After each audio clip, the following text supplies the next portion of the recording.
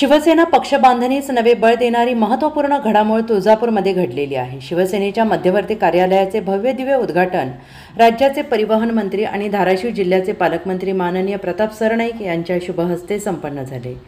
तुळजापूर तालुका अध्यक्ष अमोल जाधव आणि शहर अध्यक्ष बापूसाहेब भोसले यांच्या पुढाकाराने हे मध्यवर्ती कार्यालय सुरू करण्यात आले असून हे कार्यालय पक्षाची ताकद वाढवण्यासाठी एक प्रभावी केंद्रबिंदू ठरणार आहे।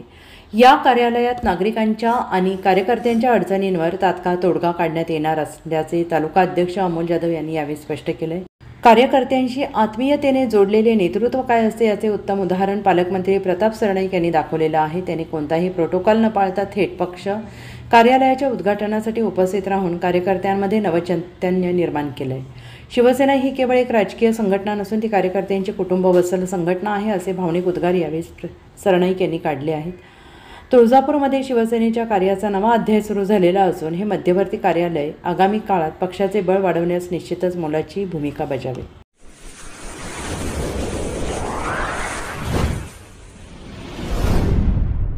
वीर महाराष्ट्र न्यूज चॅनलला लाईक आणि सबस्क्राइब करा। धन्यवाद।